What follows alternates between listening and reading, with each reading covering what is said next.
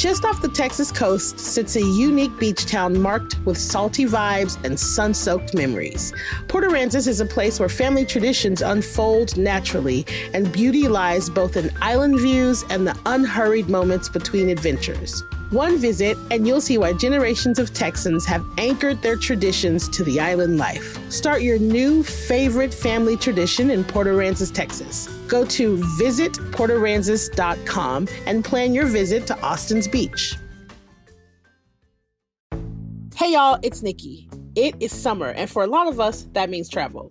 Now, I don't know about you, but I still love a physical boarding pass. It's nostalgic. And even after the trip is done, I just can't seem to throw them away. Enter FrameBridge. They make it easy and affordable to custom frame just about anything. And yes, that includes my little paper boarding passes. So hold on to your personal piece of nostalgia with a FrameBridge frame. Visit framebridge.com or visit your local FrameBridge store in South Austin on South Lamar and in Central Austin on West 38th Street to start framing.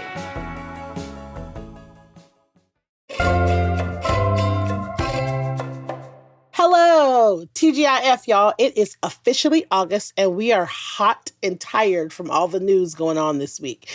So we are here to bring you up to speed. Today on CityCast Austin, it is the Friday News Roundup. We're going to talk about how Austin's congressional districts may be changing, why the fire union is fighting with the city, and something coming to the city that's got me incredibly excited.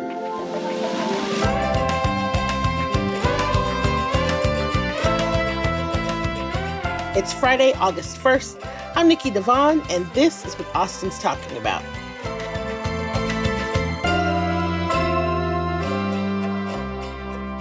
Hello! I am here with our executive producer, Eva Ruth Moravec. What's up, Eva Ruth? Hello, hello.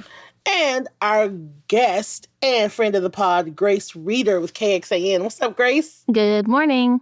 Welcome back. So it is the Friday News Roundup. Everybody, thank you for listening. We are here to break down just a few little things from the week that caught our attention. So we're going to dive into it. We've been kind of hearing/talking about firefighters, but I think that, we don't hear a ton about Austin firefighters until something happens or something in heavy quotations goes wrong. Suddenly they have been in the news a lot. So first there was some recent fighting between the union and the Austin fire chief over deploying firefighters to the flash flooding in the Hill Country. And then came the city budget, which is proposing cuts for overtime for public safety, both for the police and both for fire. So Grace, you've been reporting on this. You want to bring us up to speed about what's going on? Yeah, so let's start with the staffing proposal, because that's really what firefighters are concerned about right now. So right now, for every vehicle responding to an emergency with the fire department, there are a minimum of 4 firefighters on it. That's been an ordinance in Austin since 2018. The proposed budget looks at potentially making it so if firefighters are absent for their shift for whatever reason, in some of those trucks, they could send 3 crews out instead of the 4 that you're seeing right now. The Austin Firefighters Association does not like that. They say that 4 persons minimum is a requirement for a reason, and that it makes them safer and more efficient. But the city is saying, and they came out with a memo afterwards saying, well, firefighters have been absent from their shifts a lot. And basically, if they show up for their shifts, then there will be 4 people on every truck. And so it's been testy. Oh, gosh. It's so messy. Yes, it has been. So a lot of back and forth between the association and the city. Yeah. Like, it's crazy because the union is basically like, no, this proposal is going to be dangerous. And then the city's just like, yeah, but y'all are like calling off too much. Yeah. Well, and they gave us the numbers. And I'll tell you at KXAN, and we're not firefighters, but if the absentee rate that we had at KXAN was similar to what the absentee rate is at the fire department, we'd certainly be talking about it as well. It's almost 40%. And so that's quite a few people not showing up. And there's been a lot of conversations about firefighters' mental health, especially after COVID. Exactly. So there's a lot of factors in that. Oh, my gosh. I don't know. Everybody, if you've listened to the podcast, I'm a little biased. if the people running in the burning building tells you what they need, you listen to the people running in the burning building. You know what I mean? So it's like, if people are calling out, that means something is happening to where they're not getting, in my opinion, they're like, we need a break. When you call 911, who shows up first? Fire. Someone from the fire department gets there first. So this is bigger than just like going into burning buildings. But is it just like, I mean, are these real issues, you think, or are these getting like kind of blown out of proportion a little bit because this is like budget season and because everybody has their own interests kind of going on? I think it's hard because, first and foremost, it's worth noting that they are also about to start contract negotiations with the Fire Association. And so that always adds a political element that might not be there. There's always politics involved with every contract negotiation with the police, with EMS, with fire.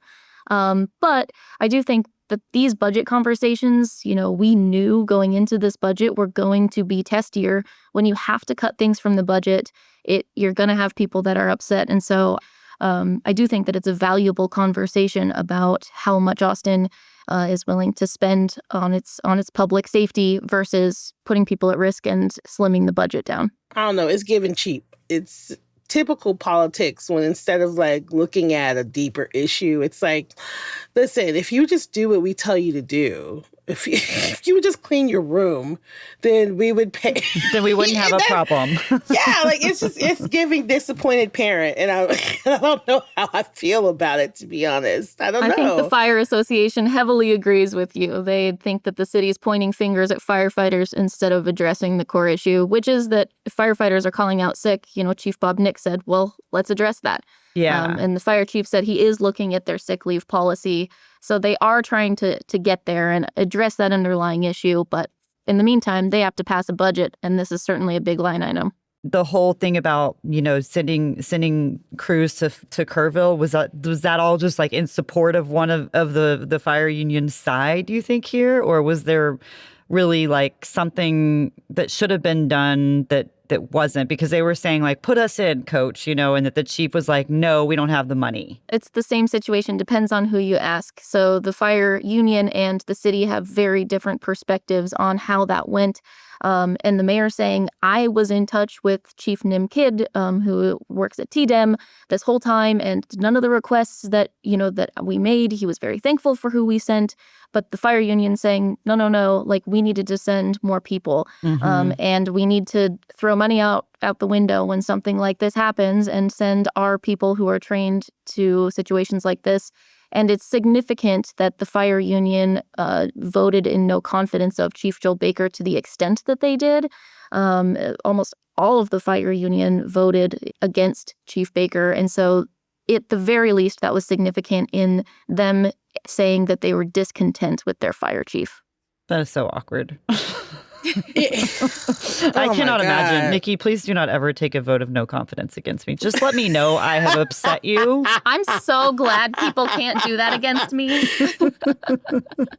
Like, it seems kind of passive aggressive. It's I think very passive aggressive. I'm just like, say it to my face. And so I'm also say it to your face. I'm like, Eva, what is happening? Like, I cannot imagine going and just being like, hey, this bitch is incompetent.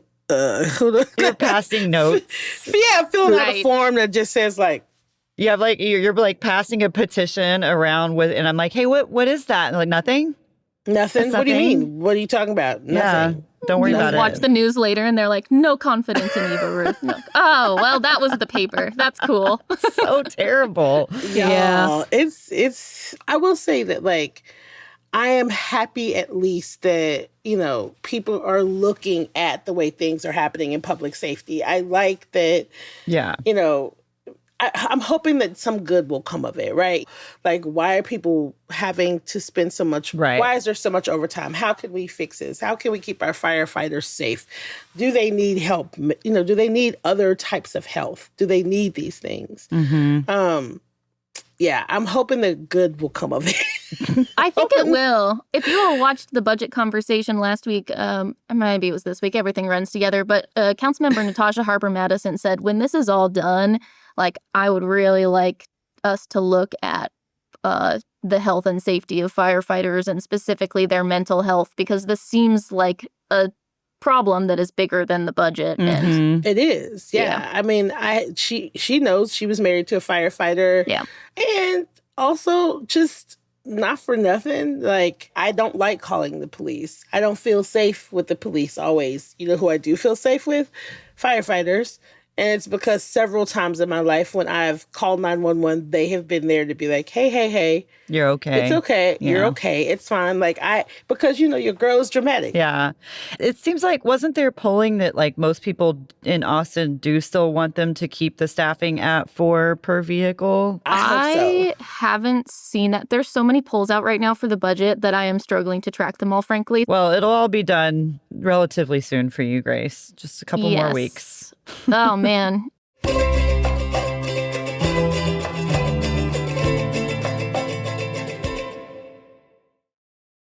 Speaking of big days, and another super, super big news and concerning news, lawmakers are still at the Texas Capitol for their special session. And this week, things really heated up. It was initially going to be focused on banning or regulating consumable hemp. And then it was going to be all about responding to the Hill Country floods and preventing similar catastrophes in the future. And now redistricting has entered the building. Like, now it is about redistricting. This morning, there's a Texas House committee hearing on the new proposed maps, expected to have 10 hours of testimony. And then nationally, we've seen Texas Democrats go to California and meet with Governor Gavin Newsom. It's reported that millions of dollars are being funneled to the Texas Democrats to stop this redistricting efforts. Yeah, it's a big fucking deal. I'm sorry to drop the F-bomb this early on a Friday news roundup, but it really is. I mean, there was a big press conference that happened yesterday at the Capitol with Democratic leader Hakeem Jeffries and all of the Democratic, congressional delegation, Congresswoman Lizzie Fletcher. I know a lot of big Democrats are at the Capitol to talk about this redistricting. It's really heating up. So it kind of all came from, basically President Donald Trump. He said the quiet part out loud pretty much for that. Yeah. Like, hey, y'all need to draw me 5 new Republican seats. And Texans are working on that. Republicans certainly are. And there's a map. Representative Todd Hunter from Corpus Christi came out with the first map. And this will definitely change, I'm sure. But they're targeting districts in Dallas, Houston, in the Valley, and even Austin. Very much Austin. Yeah, it's wild. Like, one of the phrases that I've learned is crack and pack districts, where they try to break up the districts to make more Republican districts and then consolidate Democrats into like one district. So that's what they're doing in Austin. The current map has like 4 new districts drawn, and it would put Lloyd Doggett and Greg Kazar against each other.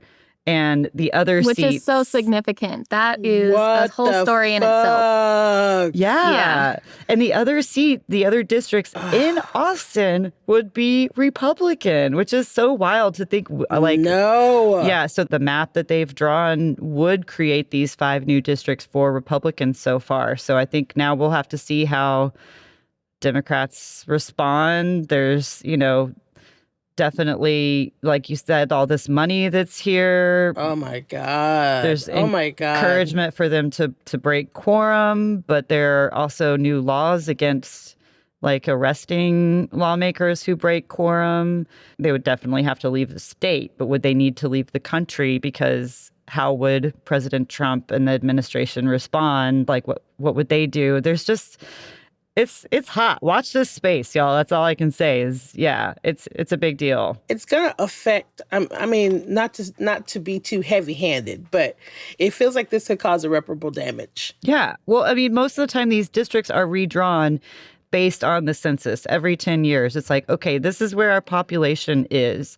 Let's figure out what kind of representation they need based on where the population is. Not, I need X votes. in the middle of that cycle. So it's totally out of whack. The count is already very tight in Washington. Like, it's all about power and keeping their agenda going. And so, yeah. I think it's hard at the national level. Like, I think that is like one way to look at it. But even if you like boil it down just to Austin, it's so significant in that you have two people in Greg Casar and Lloyd Doggett who have run things up the flagpole for Austin for years. Greg Casar being obviously a former city council member and Lloyd Doggett being here forever and representing Austin.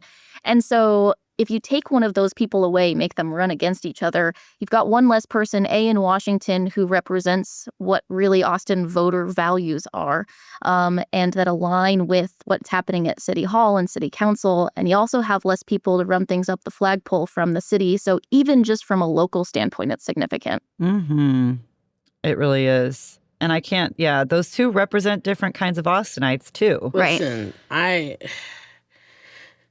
don't know. I'm terrified. So we're just going to keep it at that. I like, it's so rare that you hear Lloyd Doggett like be stern in specific ways. And his quote is fantastic. I'm not going to read the whole thing, but he says, Trump is taking a hatchet to chop up Austin and our state with the sole objective of maintaining his one-man rule. And I love that. Yeah. Yeah. It's wild. I mean, it would be surprising if something doesn't happen, if the Democrats here just are like, what can we do, with all that money too coming in. But it's also hard, though, because they've introduced new bills now that the Democrats want to stay around for. So, for example, they've introduced a property tax bill, and Democrats don't want that to pass without them being there. And so this is all a lot of politics. It's very strategic. So much strategy. So in California, there's a committee that draws these maps. Like, I don't understand why lawmakers are drawing them anyway. It's a gross, like, conflict of interest to me. So, like, why are we allowing lawmakers to do this anyway? Why don't we have a committee to handle something like this, like other states? Yeah. I don't know. I think that's a great question, and one that, like, I think in California it had been Democrats pushing for that committee to be established. And now, like, Governor Newsom is like, should we have an election to undo that real fast? Yeah. Messy. Evidently, Gavin Newsom tweeted, quote, "Two can play this game," upon redistricting news. I mean, we don't usually see Democrats going hard, so. But we need to. They're like, we need to. Don't make me angry. Listen, I'm ready. Yeah. Come in swinging. I'm ready. Yeah. Speaking of things I'm ready for. Ooh. Nice transition. Yes. Thanks. She is the queen of the transition. That was good. The popular Netflix show Love is Blind is looking for singles in Austin to be on the show, and you can apply online for their casting call. We don't know yet if there will be an Austin season, but they're looking for Austinites who are, in quotations, brave, open-minded, and ready for a committed relationship. Y'all, I am so excited. I'm so excited. I've had like 5 friends send me the news blurb. Like, okay, girl, bitch is coming. Your show is coming. Listen, if there is a goddess or a god, they will put somebody I know on Love is Blind. I just want to see someone I know on this show. I really do. For those of you that don't know what Love is Blind is, it's a show that premiered in 2020, and it features a new group of singles each season. And so what they do is they put like women on one side, men on one side, and they get together every day and they talk to each other. They're in 2 different rooms. They can't see each other, but they can talk to each other is essentially what happens. And the idea is that they are supposed to fall in love, but only strictly based on what is inside. Like what how they get to know each other, their personality. And, they have all these really, really, in typical reality show, way, they have these really intense conversations very, very early on. They're totally isolated to only be with other cast members. And so they all get really close really quick. It's a great social experiment. I see why they made it. Yeah. But so you go a couple of days, you talk to this person through a wall, and then you have to narrow it down to who you want to literally ask to marry you. And so you ask someone to marry you before you've ever laid eyes on them. And so then they have this whole reveal thing where they're standing on opposite sides of a hallway. They lift up a little wall, and then that's when they see each other first time, and they go running towards each other, and they hug and they kiss, and it's like, finally, you're the one. But sometimes you can see on their faces that they're like, cringe. who the fuck is that? Yeah, like, who is That's that? my favorite part of the show is the reveal because I love watching them be disappointed. Yes! Yes, Grace, yes. It's like you can see, and they try, it's like there's that split second that they forget they're on television. Yes. And they have to go embrace the person, and you can see this, like, pull back. And you're like, oh, no. Oh, no. They're like, we got it all wrong. We are shallow creatures. It is delicious. That's so funny because it's like exactly why it exists is what is the best part. Is the opposite of what I love about the show. Yeah, exactly. Grace, we are the same person. We are the same I like person. the messy. I'll fast forward. I'm like, yeah, you love each other. Yeah. And then I get to the reveal and I'm like, let's see it. Because she does not know. So like you have like, I think it's a month that you're supposed to live together as if you are a fianced couple. And then they have a wedding at the end, a whole ass wedding at the end. And you do not find out if you're going to be married until the end. It is so trashy and terrible. So then you have these people with their families standing up like in wedding attire. And they're like, I choose you to get married and we're going to go on with our wedding. And then sometimes the other person's like, I do not want to go through with the wedding. And I'm just like, Not in front of grandma. Not in front of grandma. I love that part too. Oh, it's so bad, but I love it. How do they, my question's always been, I'm planning a semi-wedding right now. We're not doing a traditional wedding, but a wedding gathering. And it takes a tremendous amount of work. Mm-hmm. How do they plan? They have to have help. Yeah. Because planning a wedding in a month, like I would kill my fiance and I love him and didn't meet him through a pod if I had to plan a wedding in a month with him. So there's no way. Listen, it's because they have Netflix money. It's Hollywood. Yeah. If this sounds great to you, listen. Yeah. You can apply now. This 9th season that's about to start is set in Denver. But they have other casting calls happening in Philly, St. Louis, New Orleans, Charleston, South Carolina. So the application is 72 questions. And it includes your easy demographic ones, but it's like current dating life, deal breakers, personal beliefs about meeting someone on a reality TV show, family traditions. Do you smoke cigarettes? What accomplishments are you most proud of? What does marriage mean to you? I love it.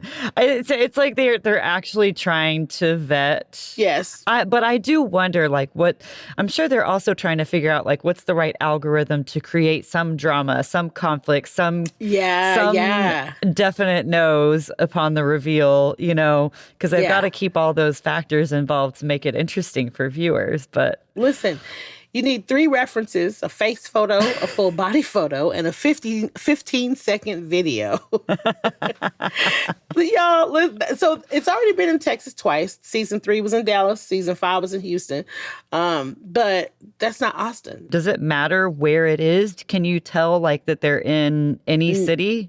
No, not really. But the pool of Austinites would be so great. We have so many cool young single people here. Yes. So I feel like our pool is better. Yeah. Our pool is good. We'd have a good and pool. it would be oddly super diverse too. It seems like maybe not, you have to be very mentally prepared for something like this because it also just does not seem like it's a very I don't know. I don't know if the costs Same. outweigh the benefits. Yeah. You know what I mean? And multiple contestants, including 2 from the Houston season, have sued over the show, talking about poor working conditions, abuse, and the facilitation of sexual assault. So, like, it's. Yeah. Yay, Austin. Questionnaire online now. Find love. If we haven't sold you, nothing will. Listen, I'm telling you, the loneliness epidemic is a real thing, and I think it's almost instant fame in the reality show world. So we're gonna see. I tell you what, like, I will be watching. I will be waiting. I will be making sure that I look for people that I know. Any of my friends listening that are single think they want to make that jump. Let's get these references. I'll be one of your references. Yep. And you can bet that we will have updates on this in the Hey Austin newsletter because yeah, Kelsey loves it too. Our Kelsey Bradshaw is a fan. Kelsey got me hooked on it. It's Kelsey's fault.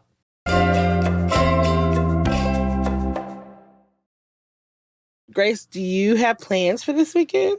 I am currently training for a half Ironman, so my fun capability has gone down a significant amount. You're going to bed early.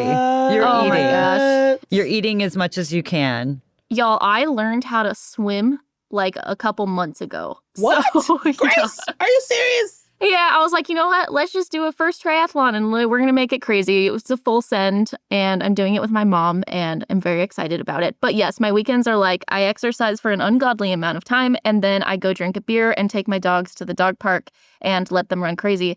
If you all have never been to the Watering Bowl, which is for my South Austinites, it's like a dog park bar. I basically live there now. Nice. That's a good It's tip. great. Because then I'm not like feeling guilty. I'm like, you guys run around, be free. I sit, I have a glass of wine. It's wonderful. I'm going to have to try that because I do have one dog that loves a dog park. Mm-hmm. Yeah. That's good stuff. And I do like a beer. I just usually take my beer to the dog park, but I do get some weird looks from people usually. I do that too. I love the fact that you're like, you know what I'm going to do? First, I'm going to learn to swim. And then I'm going to... It's pretty extreme. It's a full send. Yeah, it's like, and not only am I going to learn to swim, then I'm going to put myself in a very strenuous physical situation that's going to test how good of a swimmer I am. Yeah. Yep, sure enough. I love it. Hey, it keeps you away from your phone while you're training, right? Like you cannot be reachable while you're swimming laps. Yes. Which right now has been like so lovely with everything going on in the news. I'm like, you know what? I need 3 hours where I'm just like, I can't think about anything else. And so I have liked training. It's been kind of fun. I love it. Gosh. I love it. Where are you doing your swimming? Mostly Deep Eddy. Oh, sweet. See, yes, that's what I'm talking about. Awesome. I Deep love that. Eddy. I love Deep Eddy. I will always pick Deep Eddy over Barton Springs. I love Deep Eddy, and the Deep Eddy to Poolburger like pipeline is so Austin. I absolutely adore that. So yeah, I'm at Deep Eddy way too much. I very much enjoy it. Although last week I got water in my inner ear, which makes you dizzy, I've learned. Oh no. And I was like, well, this is the unfun part of swimming. I thought I had a brain tumor. I was like, I'm gonna die. I'm dizzy. And I got in there. She was like, sister, you have water in your ear. I was like, okay, that's anticlimactic. Water in your ear. Like, have you tried jumping on one foot? And... yeah, it was very dramatic. Look, it feels good. It feels good that I'm not the only person that is dramatic when something happens. I'm like, this is it, guys. This is it. I needed some firefighters. We're talking about Superwoman stuff at this point. Like, That's true. My leg cramped up just hearing what you were talking about.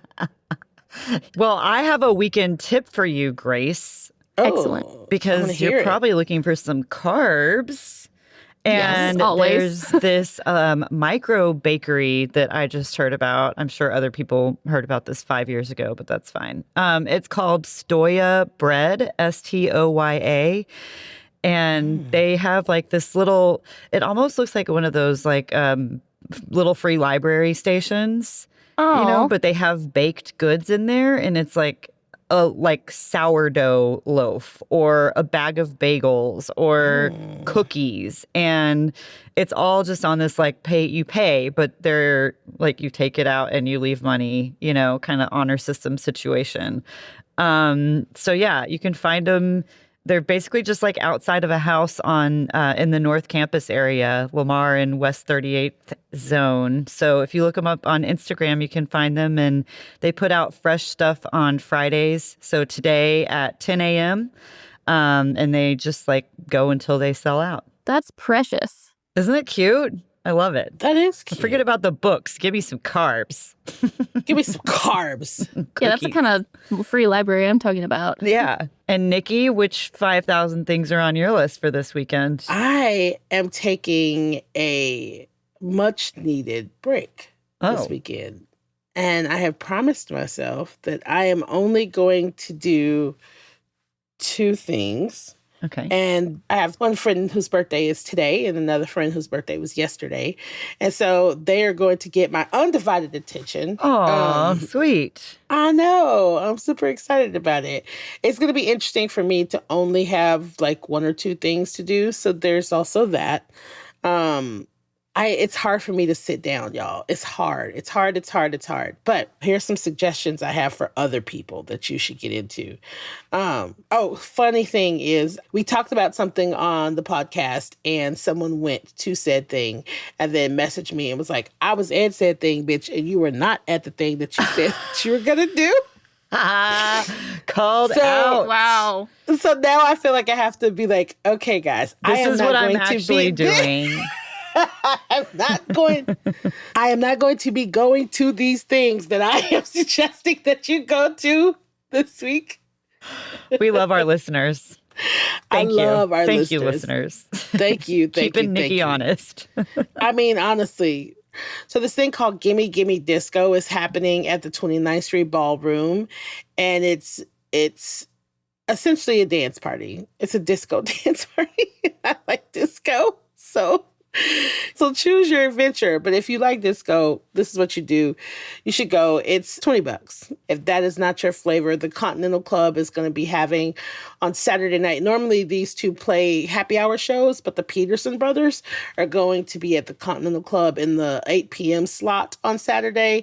And if you've never heard the Peterson brothers, man, I'm telling you, just do yourself a favor. It's just solid music all the time, every time. I've never seen them not be on fire.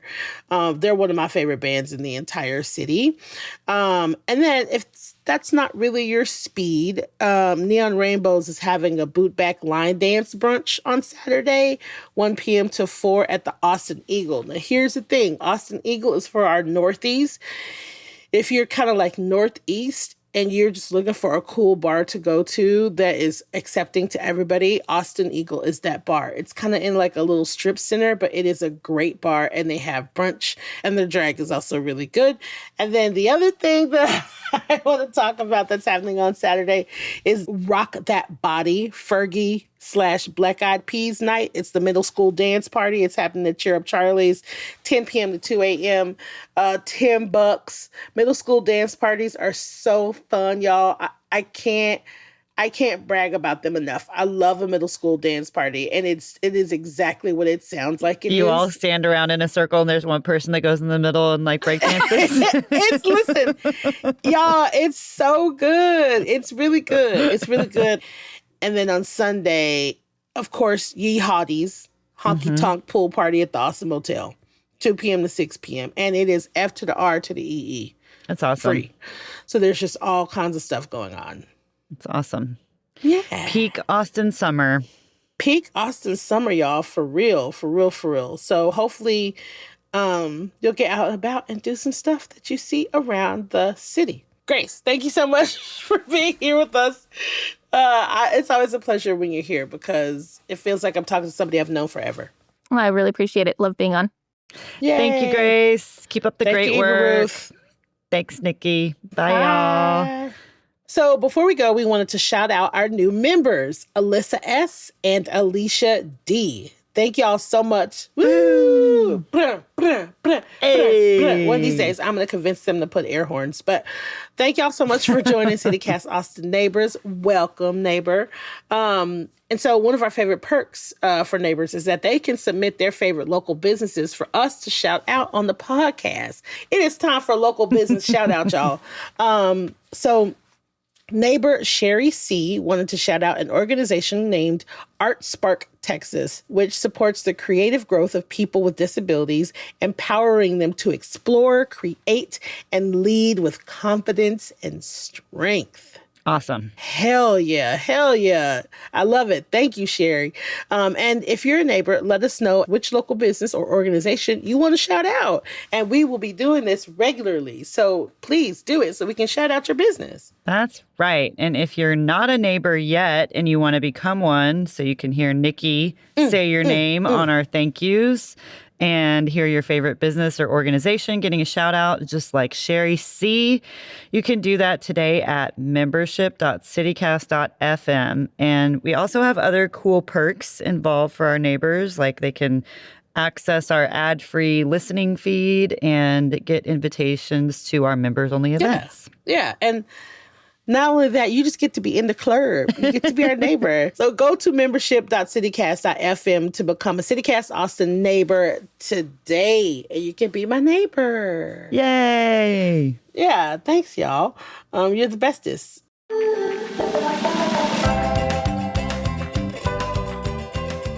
That's all for today here on CityCast Austin. Our executive producer is Eva Ruth Morbeck. Our producer is Alyssa Castles, and I am your host, Nikki Devon. Our Hey Austin newsletter editor is Kelsey Bradshaw, and music is by Nelson Valente Aguilar of Como Las Movies, with additional music by All the Kimonos and Bossa Band, Madly, and Peter Plaxa from Triple Scoop Music via Getty Images. If you enjoyed the show, why not tell a friend, invite a new neighbor, rate the show, leave us a review, and of course, subscribe to our Hey Austin newsletter. We'll be back Monday morning with more news from around the city. Bye, y'all.